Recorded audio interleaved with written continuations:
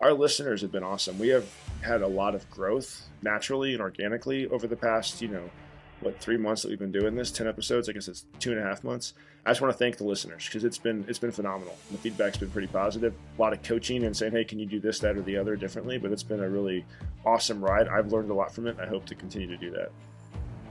In a world defined by relentless innovation and geopolitical shifts, understanding what's truly next is no longer a luxury, it's a necessity.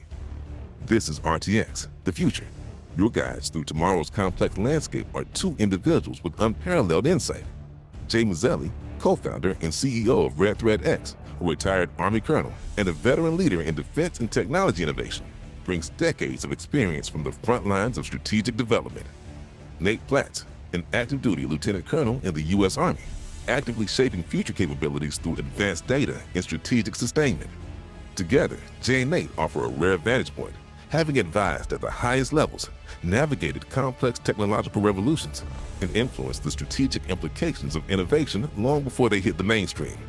On RTX, the future, they cut through the noise to deliver the unvarnished truth about what's coming, why it matters, and what you can do about it.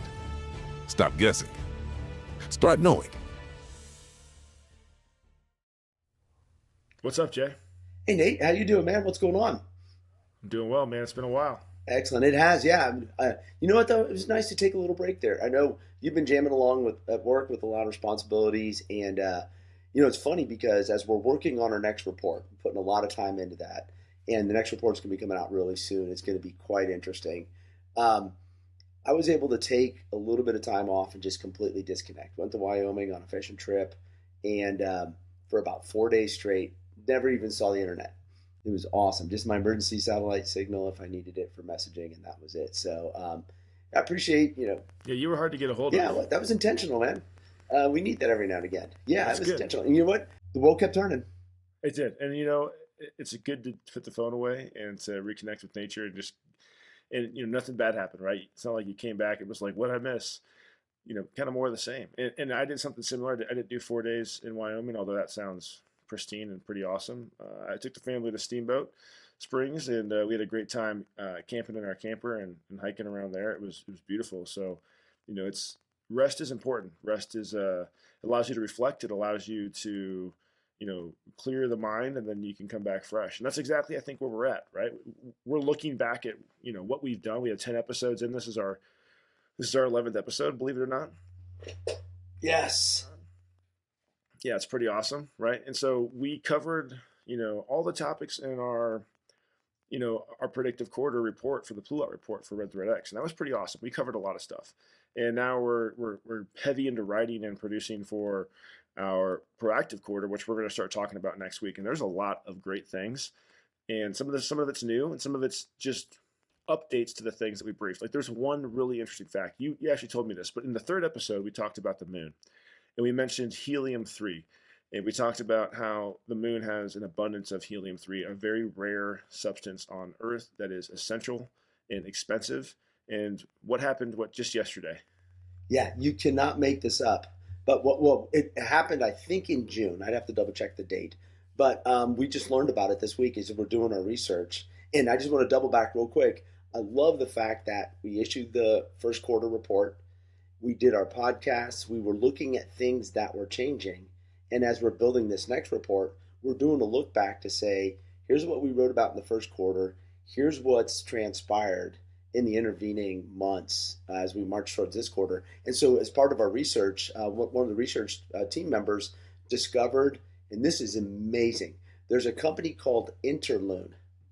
And Interloon signed a contract with the Department of Energy, the U.S. Department of Energy, to sell 3 liters of helium-3 that's going to be harvested from the moon. Wow. And based on our research, I'm going to read this directly. This is a historic agreement because it marks the first time that the Department of Energy has purchased a non-terrestrial natural resource. Not on Earth. Not on Earth. So helium-3. So episode 3 of this podcast, the Pluot report from back in May, and we're looking at things like that. And what's neat is that idea stemmed from South by Southwest 24. Space was a big topic, but it was generalized.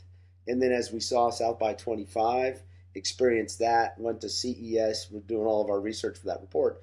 we saw that the moon was really emerging, and we talked about the cislunar economy. And the cislunar economy, no kidding, right now, we're seeing a commercial entity that's going to be able to harvest an incredibly important resource because things like cooling for quantum computing require that helium-3. Yeah. Yeah, it's huge. It's awesome, right? Like I'm excited to see where this goes. I'm excited to dig into this deeper, right? To explore the impacts for this, what else is going on in this space. But that's pretty cool, right? Talk about something and a couple months later, bam, it happens. I'll say, what else have we seen? Like, we've seen a lot of other stuff. We've seen some great things in mattering. There was a report that came out, I think it was in the Atlantic or the Economist, about cell phones and how, our connection with each other, what we talked about extensively in our report in this podcast, has degraded 60%. People's consideration, which is what researchers evaluate our connectedness and our ability to be emotionally intelligent human beings and have a society, has decreased 60% and drastically since we started picking up these cell phone things and having them in our hands. I think this is just a continuation of. I don't think we're going to put this topic down for a while. I think this topic of mattering and social connectedness is going to be one we're going to talk about for a while. Oh yeah, it's going to be a major component of this next report. And an interesting element that came out through some of the research is the dumb phone market. Yes. So there's a let's go back in time to, and it really appears that Gen Z is really dominating this. Things like buying vinyl, like an actual like buying a vinyl record or buying CD, a little bit of the analog, and there's a dumb phone market that's estimated to be approaching about $10 billion in value right now. I've looked at a dumb phone. I actually reminisce, about the first phone that I had. I think it was like a Kyocera brick. Like, you could not break it. I've dropped it so many times. My friends had like M razors. I had this brick, and it was awesome. You played the worm game on it. You text like 9 different buttons to get a message across, but it did the job, right? And there are many times where I love having my phone. I love being connected, but it's just like, man, if I could just have the ability to make a phone call and that's it, that's all I need. Oh, and so that's one of the things I really appreciated, and not endorsing a brand, but during this trip, and I want to give you a visual picture, Nate, and I'll drop a couple pictures in here. Like one morning, I woke up and I was sleeping at a campsite at 9,900 feet elevation on the Continental Divide, and I woke up to watch the sunrise.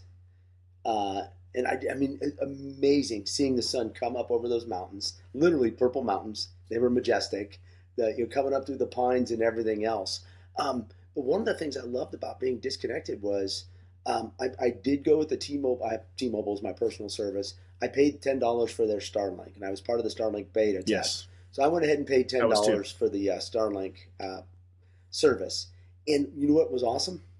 It was only texts, nothing else, no data. Yeah. Now, I did write them some feedback. I'm like, hey, I'd really like that Starlink service to also give me weather updates. So, if there's a death storm coming, like, oh, hey, there's a storm coming, you might want to get out of the river while you're fishing or something.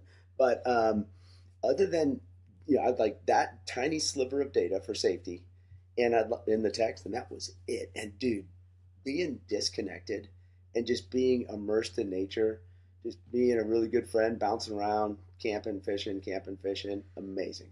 Yeah, that's awesome. I love being outdoors. Being outdoors it's the best remedy to everything. It puts everything in a perspective, and it just centers you.